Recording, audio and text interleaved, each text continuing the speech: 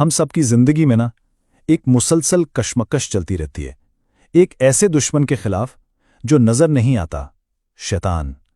اس کا ایک ہی مقصد ہے، ہمیں بھٹکانا۔ تو پھر سوال یہ اٹھتا ہے کہ آخر اس کے وسوسوں سے، اس کے حملوں سے بچا کیسے جائے؟ تو آج ہم قرآن اور سنت کی روشنی میں دیکھیں گے کہ وہ کون سے روحانی دفاعی طریقے ہیں جن سے ہم خود کو محفوظ رکھ سکتے ہیں۔ چلیں ایک ایک کر کے ان طریقوں پر بات کرتے ہیں۔ آج ہم بات کریں گے 5 ایسے زبردست طریقوں پر جنہیں اگر اپنی روزمرہ کی زندگی کا حصہ بنا لیا جائے تو ایک بہت ہی مضبوط روحانی ڈھال تیار ہو جاتی ہے۔ ہماری حفاظت کا سب سے بڑا اور مضبوط اور قلعہ تو اللہ کا کلام ہی ہے۔ تو پہلے جو 2 طریقے ہیں وہ قرآن کی کچھ خاص آیات کی تلاوت سے جڑے ہیں، اور شروعات کرتے ہیں قرآن کی سب سے عظمت والی آیت یعنی آیت الکرسی سے۔ صحیح بخاری میں ایک بڑا ہی دلچسپ واقعہ ہے۔ حضرت ابو ہریرہ رضی اللہ عنہ صدقے کے مال کی نگرانی کر رہے تھے کہ ایک چور کو پکڑ لیا۔ پہلی رات چور نے بہت منت سماجت کی تو اسے چھوڑ دیا۔ دوسری رات وہی چور پھر آ گیا اور پھر سے معافی تلافی کر کے بچ نکلا۔ لیکن جب وہ تیسری رات پکڑا گیا تو اس نے اپنی جان بچانے کے لیے ایک بہت ہی گہرا، ایک بہت ہی طاقتور راز بتایا۔ اور جانتے ہیں وہ راز کیا تھا؟ وہ راز خود شیطان نے بتایا تھا۔ اس نے کہا، سونے سے پہلے آیت الکرسی پڑھ لو۔ اس کی طاقت کا اندازہ اس بات سے لگائیں کہ اللہ تعالیٰ پڑھنے والے کی حفاظت کے لیے ایک فرشتہ مقرر فرما دیتے ہیں، اور وہ فرشتہ صبح ہونے تک شیطان کو قریب بھی نہیں بھٹکنے دیتا۔ تو اس کا عملی فائدہ کتنا زبردست ہے، سوچیں ذرا۔ صبح پڑھیں تو شام تک حفاظت، اور شام کو پڑھیں تو اگلی صبح تک حفاظت، مطلب 24 گھنٹے کی ایک ایسی روحانی شیلڈ جو کبھی ٹوٹتی ہی نہیں۔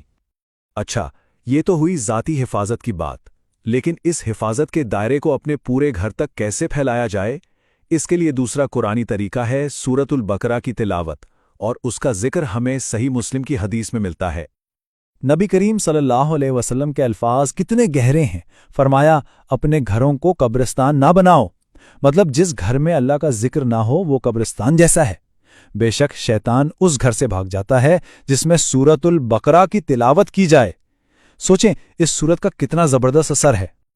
اور یہاں ایک بہت اہم بات سمجھنے کی ہے، یہ جو طریقے ہیں یہ صرف تب کے لیے نہیں ہے جب کوئی مسئلہ پیش آ جائے، نہیں، یہ پرو ایکٹیو میجرز ہیں، یعنی روزانہ کی روحانی دیکھ بھال۔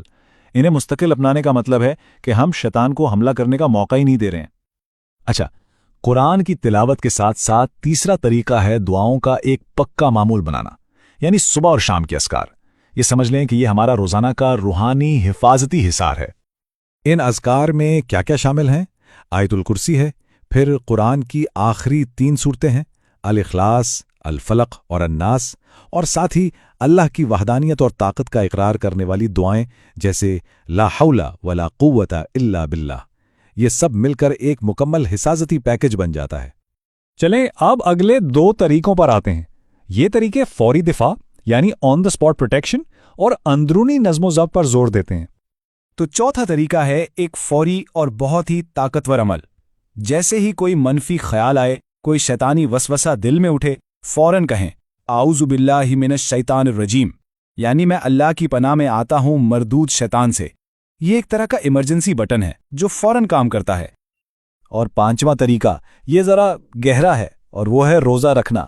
صحیح بخاری کی حدیث ہمیں بتاتی ہے کہ روزہ صرف بھوکا پیاسا رہنے کا نام نہیں، یہ تو نفس پر قابو پانے کا ایک بہترین ہتھیار ہے۔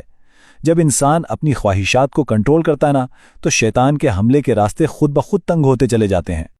تو یہ جتنے بھی اعمال ہم نے دیکھے، یہ سب ہمیں ایک بڑے مقصد کی طرف لے کر جاتے ہیں، اور وہ مقصد صرف دفاع کرنا نہیں بلکہ ایک ایسا مضبوط ناقابل تسخیر ایمان بنانا ہے جو خود ایک کلا بن جائے۔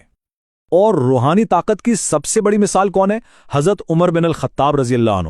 صحیح بخاری کی حدیث میں آتا ہے کہ نبی کریم صلی اللہ علیہ وسلم نے فرمایا، قسم اس ذات کی جس کے ہاتھ میں میری جان ہے، جب بھی شیطان تمہیں کسی راستے پر چلتا دیکھتا ہے تو وہ تمہارا راستہ چھوڑ کر کوئی دوسرا راستہ پکڑ لیتا ہے۔ سبحان اللہ۔ تو بات یہ ہے کہ یہ سارے طریقے، یہ سارے اعمال دراصل اسی منزل تک پہنچنے کی سیڑھیاں ہیں۔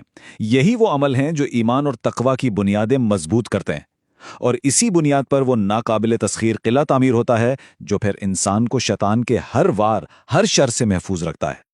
تو یہ سب جاننے کے بعد اب اصل سوال تو یہ ہے کہ اپنے ایمان کو فولاد کی طرح مضبوط بنانے کے لیے ہمارا اگلا قدم کیا ہوگا؟ کیونکہ یہ سفر صرف جاننے کا نہیں، بلکہ عمل کرنے کا ہے، اور اس سفر کا آغاز آج سے، ابھی سے ہو سکتا ہے۔